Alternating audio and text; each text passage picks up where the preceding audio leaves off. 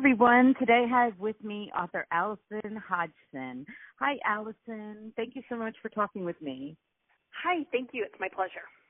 ALISON wrote the book called The Pug List. And on the front cover, which you'll be able to see on this video, is the most adorable looking pug I've ever seen. And I showed my son. I have a 14-year-old son who wants a pug. So before we even start with the book, okay, like I got my 17-year-old son a dog last year, right, a mini golden doodle, okay? And my 14-year-old was like, I want a pug. And I'm like, oh, my God, I'm not training two dogs at the same time. Like, I'm sorry, just one at a time. Well, I thought maybe he'd forget about it, but he hasn't. Okay. I was reading your book. I was like, what is it about the pugs that nobody so I showed this to him last night. He was like, oh, am I getting a pug? I'm like, oh, my gosh. Now my other dog's 1 year old, and he's really trained, and I was like, I'm going to ask her. I'll ask her what she thinks, and then we'll discuss it again. Oh, no, that's some pressure. Although I'll warn you, the book is pretty much the plans to the submarine / how to get a pug. But yes. But the backstory, the work, like not everybody gets, what my daughter had. So you might be safe. But it is the plans to the submarine. I thought what was really good about your research, because as I'm reading your book, I was like, oh, so it is better to get to rescue a pug because then they're more trained than getting a brand new puppy pug, which. Well, I always recommend rescue. I think rescue is so great and such an important thing. And we have two pugs now, and they're both former puppy mill. I saw a picture on Facebook. Yes, our little cat. But some people do puppies, and it's not that straightforward. And I do genuinely believe it's finding the right family, the right dog with the right family. And our first dog was a lab, and we got him as a puppy. He was not a rescue. But I'm a huge proponent of rescue, and there's so many great pug rescues all over the country, and they really work with you, and it's so gratifying. And it can be, you can sidestep a lot of the challenges of training a puppy, and with a pug there are some unique challenges there. So. Right, and my golden doodle, he's a mini golden doodle. I mean, he was amazing, like almost too easy, because I've had other dogs, and I looked at him sometimes like, seriously, you're already trained? Like, why are you doing that? Like, why are you trained already? You would probably not do that with a pug. That's the short answer there. You would right, probably not with a pug puppy. You wouldn't. But there's so many compensations. They're just they're a delightful breed. Oh, and they're just, when he was, giving me the pitch for the pug, a couple months ago, he said, but because he's like a computer geek. He plays computer games all the time, right? And he's like, but Mom, a pug is perfect for me because it will just sit on my lap and just love me, and it won't require me to do a lot. And it's just going to, I hear they get really attached to their person. And then when I was reading your book, I was like, well, he's kind of right about that, isn't he? He is, absolutely, absolutely. So anyway, it was very interesting, the conversation. So I was really happy to read your research, and we'll see where it goes from there. But anyway, I want to talk about your book and about your story, and just so everybody, kind of a little background. You had a house burned down, and you went through the process of of everybody's nightmare in the middle of the night, waking up to your alarm going off, and it's not just for no reason, like some of us do. Our alarm goes off, and we end up calling the people and telling them to shut it off, and there's nothing, there's nothing going on. And I have a mom. I'm a mom of 6 children, and I cannot imagine. I cannot. I read your book straight through. I sat down, and then I didn't get up until I was done. I couldn't get up from it. And I'm so happy you wrote a book about it, because I think it gives everybody some hope, even if it wasn't about that in their lives, because for me it wasn't about that. But what your story just resonated with me as a mom. Yeah, I think the best memoirs open up someone's unique and personal story, but the point every memoir writer ought to have is to open up their story for so many more people. And there's always the heart of the story, and the heart of it with us was grief and loss, and something I wouldn't wish any house fire on anyone, but something that was unique about ours is that it was arson, and so it was a crime was committed in addition to the traumatic experience. And so what I really hoped, even before the fire, I had learned so much about the importance of the grieving process, of mourning. And so writing the Pug List, my wish was that it would create a space for people to recognize griefs and sorrows that they had never mourned, and maybe invite them to do that and help them to see how to do that. But then I wanted also to tell an engaging story. And so when you say you read it in one sitting, I worked really hard to make that possible. And there's a lot of humor. I mean, there's a lot of sorrow, but there's a lot. You write about a pug. There's going to be some silliness and laughter. Yes, and you're absolutely right. The best memoirs to me are. Let me see how long this book is. Almost 200 and some pages, and not that thicker books, don't have some kind of an appeal, but I really love just sitting down and reading it straight through. I really do. And the shorter books, you can do that, and you got the whole story. I don't think you left anything unsaid. I wasn't, waiting, thinking at the end, I don't know what happened. I don't know what happened here. I mean, you laid it all out so that everybody could experience. I felt like I was experiencing what you were experiencing. And yesterday, I have only two sons left at home. And my one son was, complaining about something. And I just got done with your book. I'm making dinner, and he's complaining. And I'm like, you know what? What really went wrong with your day today? What are you complaining about again? Okay, good. I'm just making sure that, your day was fairly good then, right? No tragedies. And it does. It puts everything into perspective. It really does. And not that you want to minimize things, because every day is full. And that was my whole point, was that not everybody's going to have their house burned down or other, really obvious disasters, but every single person has pain and disappointment and loss and grief. And it's just some of us tend to magnify that and focus on that. But then there is quite a bit that we all tend to minimize and just dismiss and say, well, in the whole scheme of things, and like my aunt just had cancer, and it was in the context of cancer, it was a best case scenario.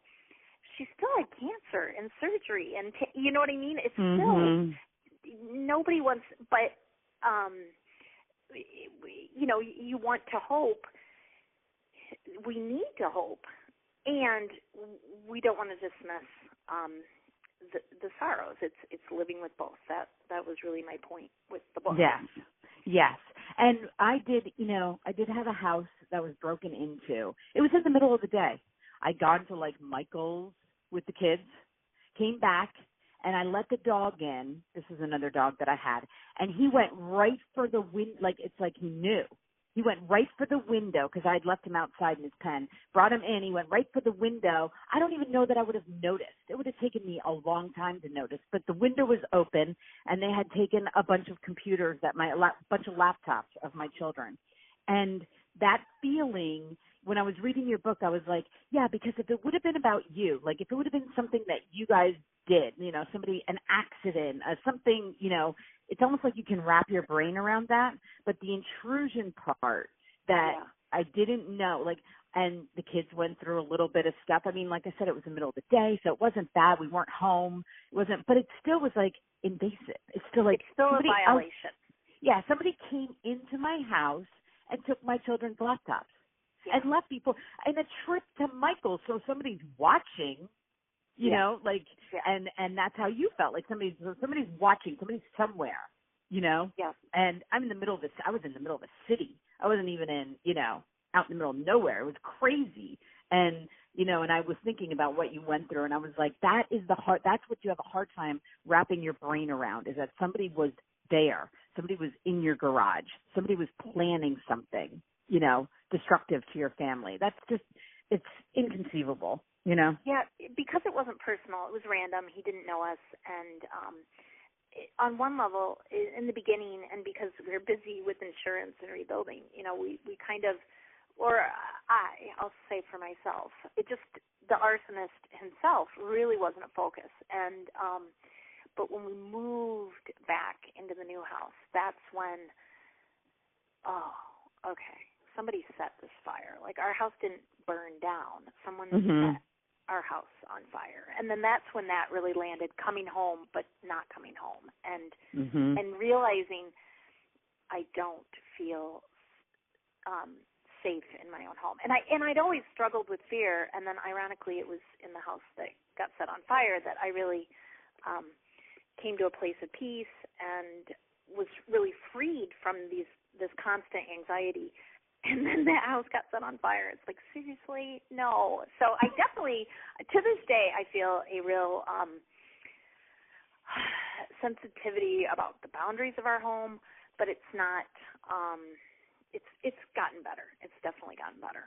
But it was something we had to deal with that you can't anticipate.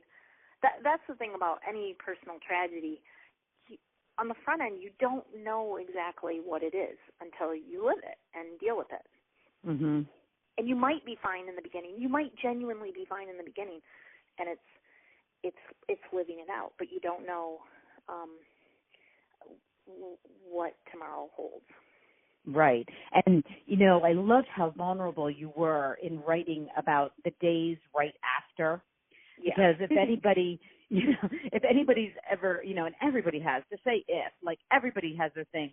Yeah, but it really reminded me, because I was, you know, thinking like, did I ever feel that way? And I was like, you know what, after my mom died, even though my mom died of cancer and I knew she was going to die, it wasn't, but those days after she actually died and I wasn't going to the hospital, I just paced and I knew what to do. And I didn't, and my brain, and I'm still mothering, I'm still cooking, I'm still doing mothering things, but I wasn't there. I wasn't present, you know, and I can only imagine that that's, you know, to the nth degree, you were doing things, you were accomplishing things, but present as in, you know, being there actually, like it was probably like the most out-of-body experience you could possibly have, you know, just walking through.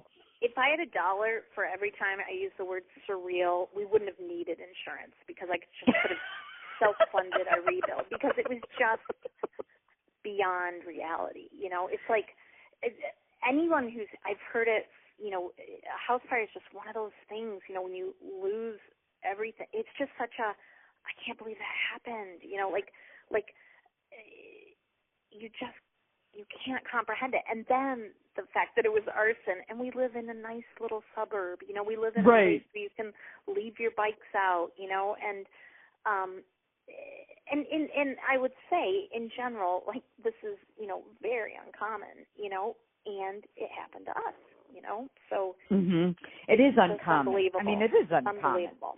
Yeah, it's, you know, and it's so uncommon that, you know, you say it and people are like, what? Like, but on the other hand, I love how you put, you know, when people talk about house fire, because, you know, first of all, our kids are meant to talk about it in school, and I'm a homeschooling mom. So every year I have to do this fire plan thing. They make me. The state of Pennsylvania makes me do that to submit with their homeschooling. It is great. Good. But in your head, you're going, you know what? This doesn't mean anything. Nothing means anything to me. This doesn't mean, you know, it's just stuff. It's just stuff in a house. That's all this is, right? Yep. But I love when you, like, realized when you went after that page in the book and you were like, it was just stuff. You live the reality of that. Like, it is just stuff. But it isn't just, it's as much as it is just stuff, it's your stuff. It's like, it's not the stuff, and it's a loss. And in the beginning, I think, again, going back to like what I really hoped for the book is we only make room for grieving. There's death, and we make these hierarchies of loss, and that's a good thing. Like when my dad died, forgive me, but I didn't want to hear about your great uncle who died or your grandparents, right? Or you know what I mean? Like, and if you haven't lost a parent, unless your grandparents raised you, or don't tell me. And I love my dogs. Don't tell me about the death of your dog. Even though, right. And it's just, number one, when somebody else is grieving, just carry your own empathy to them. Don't talk to them about your loss. Just say, I'm so sorry, and I've lost someone too. And you know, you just don't bring your stories to someone else's, you know, funeral, essentially. Other than if it's a good story about the person. But anyway, all that to say, we tend to have this hierarchy. And so in the beginning, I mean, I truly felt, okay, this is just stuff. I mean, and because of all the other things we'd been through, I genuinely thought, wow, this is lower echelon. And in the early days, I told people, you know, we've been through worse. And then certain people who I knew had suffered profound sorrows, I said, you've been through the worst. Like, this isn't the worst thing that's happened to me. Well, It was the early days. You know, it's like asking somebody who just got married, like they're walking to the reception and you ask them for tips on marriage. You know, it's like they're not the ones to ask. You know, like, and we tend to check in with people right after disaster has befallen them, you know, and like, how are you doing? It's like, guess what? They don't know. Like, ask them in a month, ask them in 6 months, ask them in 18 months, 2 years. You know what I mean? Like they don't even know. And so with losing my stuff, it was like, oh, it's just things. We're going to be fine, you know? And guess what? 99% of that is true. And our things can bring a hominess. Our things, like, I'm so sad to have lost my kids' writings, my kids' art, you know, and I write about in the book how I have this realization that my kids are past the age. Like, nobody thinks I'm world's best mom. You know, everybody knows. I'm not getting world's best mom person anymore. Nobody knows. Like, even, you know, like, they love me, and I grieved over that. And I even say in the book that in my, you know, I can't remember how big our house was, but thousands of square feet, what I've actually mourned, you know, what I've grieved over would fit in a single, you know, in a front closet, you know, our little front closet. Right. It's just, it really is true, but that doesn't mean what we did lost. But the things that we really lost were my kids lost the sense of invincibility and their sense of safety and their belief that the world is good, which guess what? They were going to learn that anyway. But I don't think my 7-year-old needed to know, you know, that people burn other people's houses down. You know, like, she didn't need to know that yet. She would learn that eventually. So a lot of what we lost was intangible. And it's true, especially when, you know, and I have the younger child, you know, because of having 6, I have age differences, and I was thinking the same thing. It's like you protect that age. You want that age to stay innocent until it doesn't have to be innocent, you know. And but then that isn't our, you know, like, we think that's our plan anyway. That's not, you know, that's what we think is necessary, but obviously there's other things going on, you know, in what she needed to know and what's going to benefit her, you know. Exactly. And I am a true believer in as much, and there are ways that my kids have gotten hurt through this that I can't fix, and it's profound, and it's caused a lot of pain. And I'm willing to hold both. I'm never going to try and say, well, but, you know, and this makes something good. I think the healthiest way to live is to hold both. The reality that my kids got hurt in profound ways because of this, and my kids are incredibly resilient, have their priorities straight, and are not attached to things.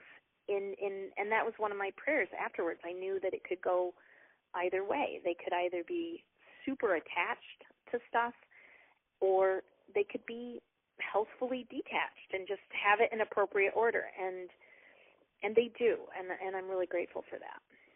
Yeah, and I was thinking when I was reading it, at a certain point in my head, I'm thinking, I wonder if anybody said to her along the way, oh, well, this is going to be such a blessing in disguise because you're going to get a new house and it's going to be so much better than the old house. And then you said that. Times.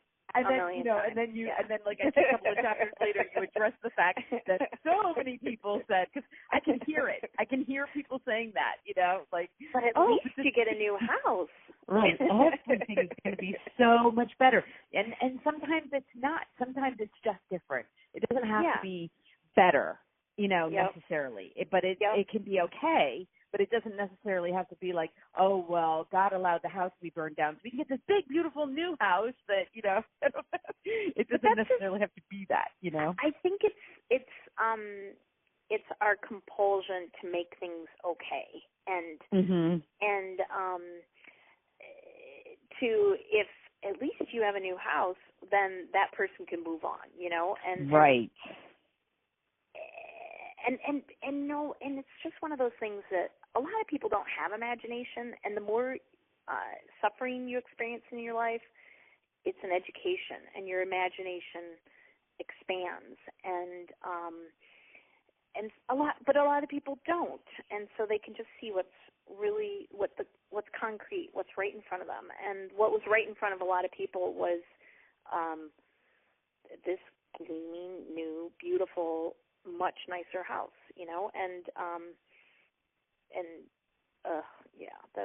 it's so easy.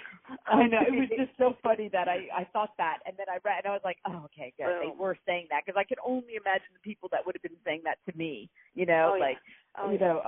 that would be their comforting statement, Well, but, when my dad was near death,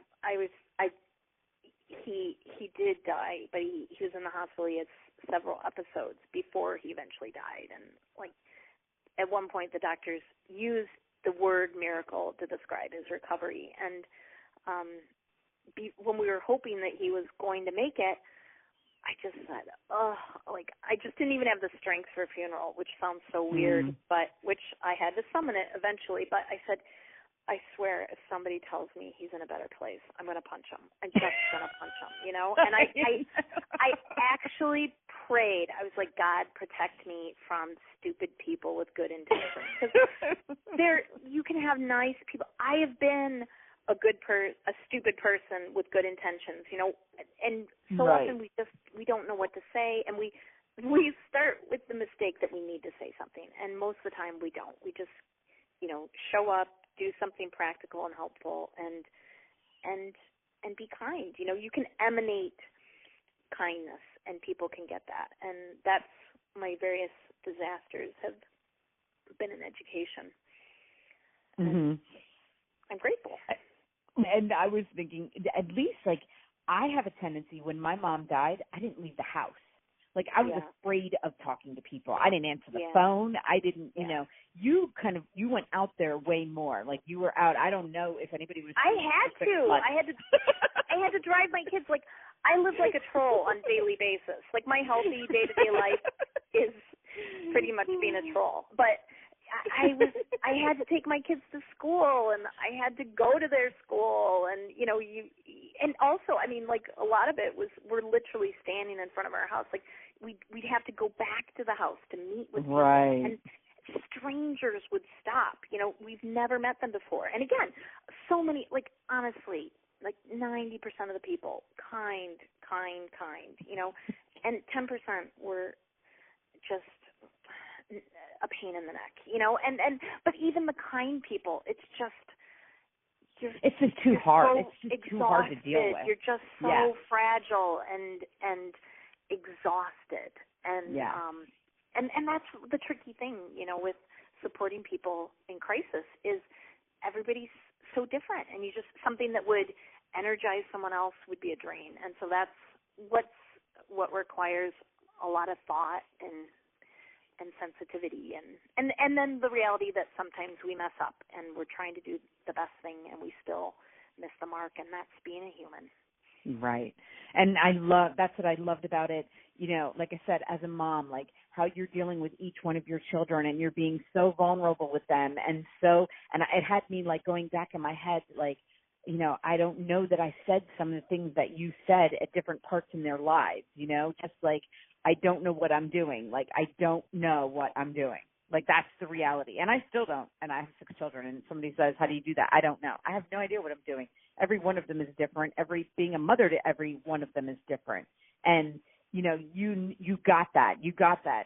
I didn't know. It took me a while to know I didn't know. But you understand. It's this weird thing about life is it's not conscious, but we just have this sense we're behind. You know, like nobody has a child. Most people, some do, some I think really healthy and gracious, self-gracious people, but I think most of us are born thinking we're behind and everybody else has it figured out, but we're the only ones who missed the memo or didn't get the book, and so there's this sense, and then I think some people do a better job faking it, but because I think the problem is the belief that instead of we're here to learn, we're here to serve each other and love each other, it's I ought to have it all figured out. And I actually said to myself, you know, and I think I said it as the house was in flames. Like I think I said it to the Hope, my daughter's friend, who, God bless her, was having a sleepover, and I said, this is our fire. And you know what? I lost that. Like in the beginning, I knew I don't know what I'm doing, and then I lost it, and I did, and shame myself, you know, like. And there was this sense that I was failing our fire, you know, because it started out so well, Michelle. Our fire started out so well. But you know what? This, you know, in the shock and in the genuine reality of having it all clear, you know, that my family was alive and that was my come from, and then, you know, things wear on and you get weary. And so, oh man, yeah. And I can imagine the people that said that to you too. But your family is fine. Aren't you so happy? Yes, of course I'm happy that of course I am. Like, that does not mean any, you know, it's like, of course I am. Like that, of course. Like, why are you even saying that to me? Of course I'm happy about that, you know? I do. The fire really was like a master class on mourning because no one died, and because at the end of the day it was money and stuff, and you know, trauma was involved, and you know what I mean, like it was just such a textbook, at least you got a new house, you know, at least you know, like it was such a textbook of it worked out, you know. And then also it was so public. It's such a strange thing. And then the other thing is with a fire, it's so many people's personal nightmares, like something that it's an elemental fear, literally, you know. It's something that some people, they're so afraid of. It didn't happen to be mine, and I had one, you know. So so many people projected their own worries and fears onto our situation, and it caused them to empathize and be so generous to us, but it was strange to have something so public. And where we happen to live, a lot of people drive by our house, and so everybody knew about our fire. And to this day, like Eden will we'll meet a friend and get a ride home, and they'll pull up, and there's this moment where they say, "Oh, did you know this house had a fire?" And she says, "I did."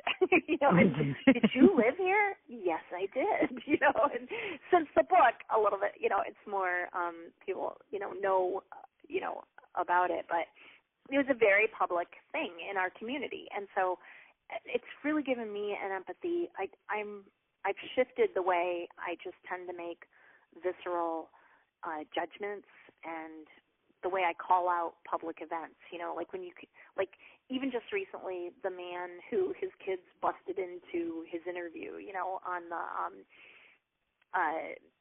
on the BBC, and the whole world was talking about it, and I just find I don't tend to comment on Facebook or social media about other people, because it's like you never know their story behind the story. We only know what we can see. It's just really given me empathy for what it's like to be the focus. And that's wasn't on a national or international stage. It was just in our little community. And it's painful and hard to have your personal sorrow be a public event.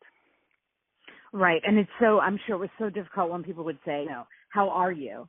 And you want to be like, I'm not good. Okay. I'm okay. Just minutes. But on the whole, I've got to talk to insurance people today, and I've got to do this, and I've got to do that, and I've got children, that I've got to tend to. And so I'm really at my, you must have felt like, because that's the first question people are going to say, but you can't, you're like, I'm good. I'm fine. I'm okay. But inside you're like, please do not ask me that question. Please do not ask me how I'm doing today. Because, you just don't want to be as honest as you want to be, Well, I like to be authentic. Like once I had a friend at church ask me how I was doing, and I said, well, I didn't verbally abuse the children today. And she started laughing, and she said, thank you so much. And I think when we're honest with each other, it can be a gift, but then it can also be, I was just throwing out a social pleasantry, Allison. And so what I learned to do in those circumstances was I actually worked with my therapist for a response, because I said, and I can't remember it offhand, I think I wrote about it in the book, I'm not sure, but I said something like,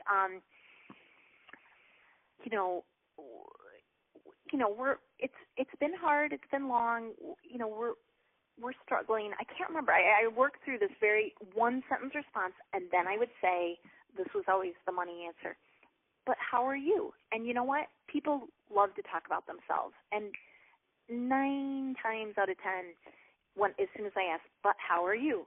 Boom. It was done. And so, I crafted my little honest response, 1 sentence, 10 seconds, and then, how are you? How are you guys doing? What's going on with you guys? And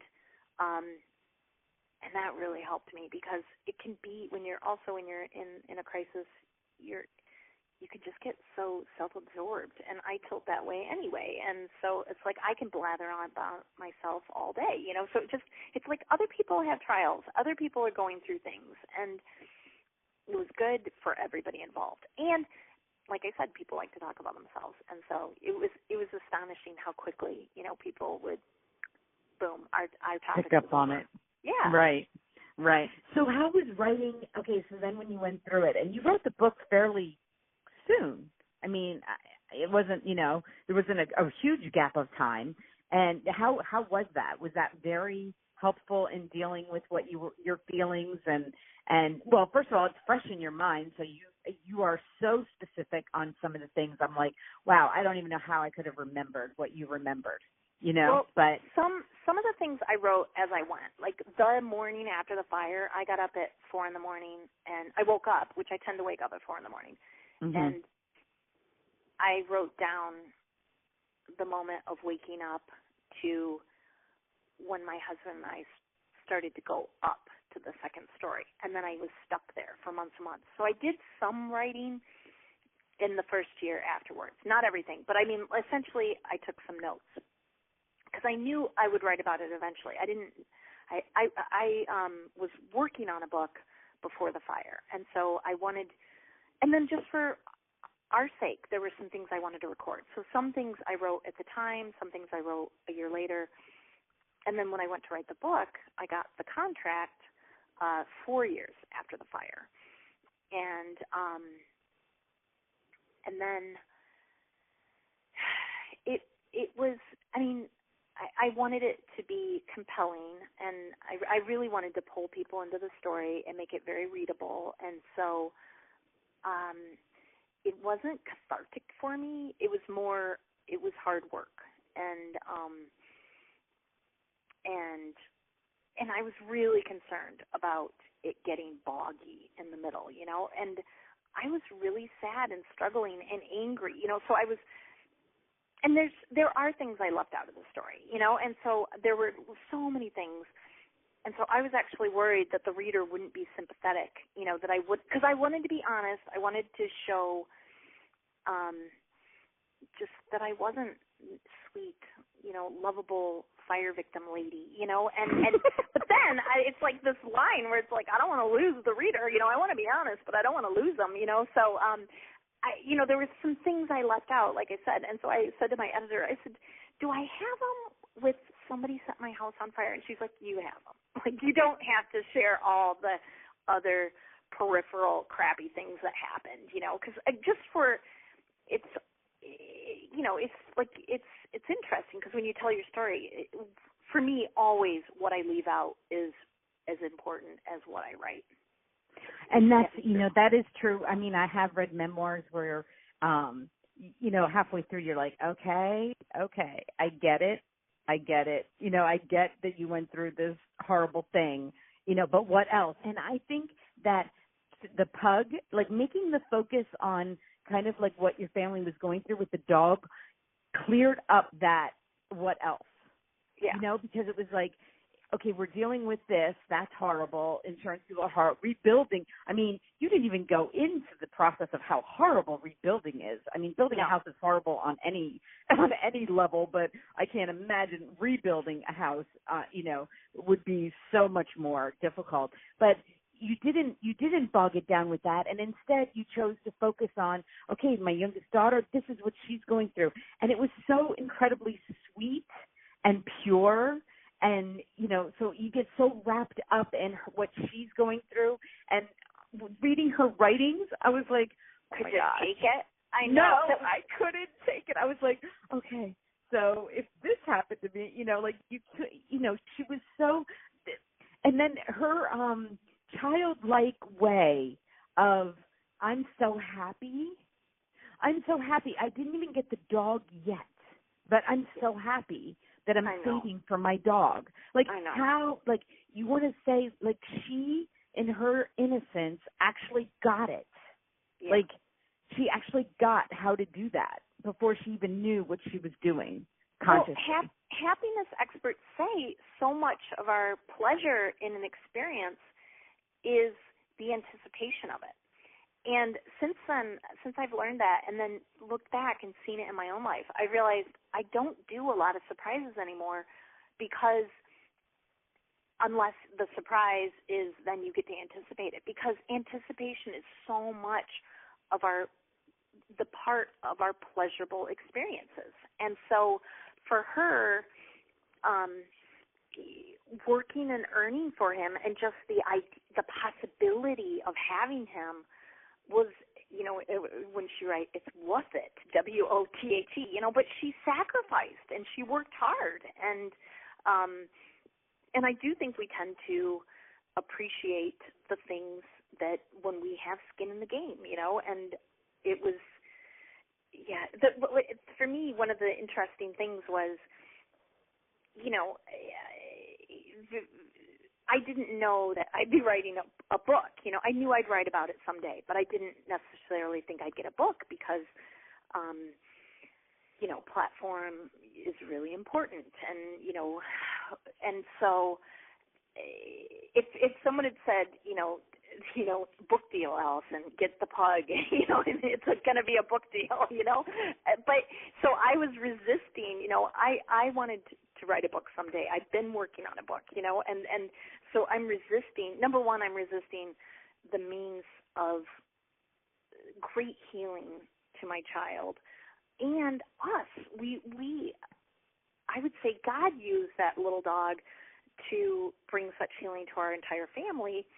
And then I got to write about it, and so it's so funny how sometimes it's such a picture of, as the life coaches say, our life, how sometimes we resist the very thing we need because we don't want the inconvenience or the work, and we don't always understand what the great gift that we're withholding from ourselves, and that was the case with Oliver. Yeah, and that I think that just made the whole book, and it's it's what we do it's what we do. We get these little things and we're able to, as families, get through the difficult things. And I mean, that's just, and I thought that it ended the book so well that I was like, it was, she got it, and you can see how she was dealing with it. And it was like, oh, look at her. Like, it was just so amazing. It was so amazing. And, go ahead. Sorry. No, sorry. that's okay. Well, when I had the idea for the book, one of the things, I like memoir, and I read a lot of memoirs, and I just read a memoir by someone, a very gifted writer, and but the subjects of his memoir weren't very interesting, and through no fault of his own, and so he's this great writer, he's having wonderful things to say, but the actual people in the book were just a little dull.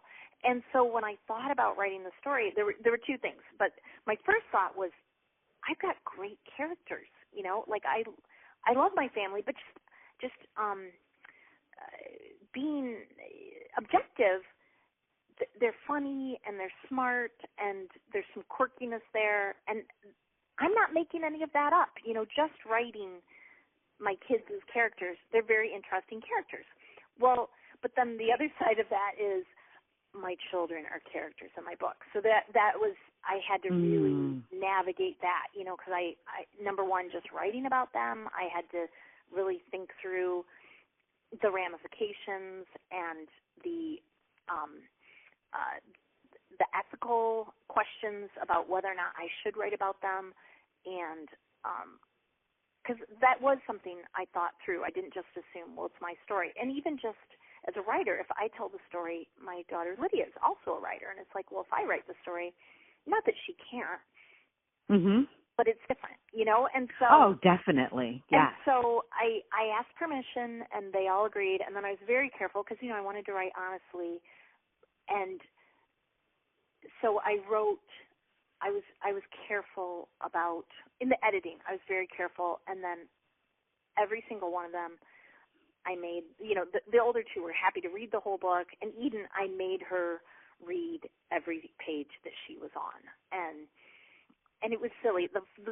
She was fine with everything except little silly things, like when, in the beginning, she's the one who woke me up the morning of the fire, and before the alarms went off, and she crawled into bed because she'd had a nightmare, and I said she fell back asleep. Well, she's like, Mom, I was awake.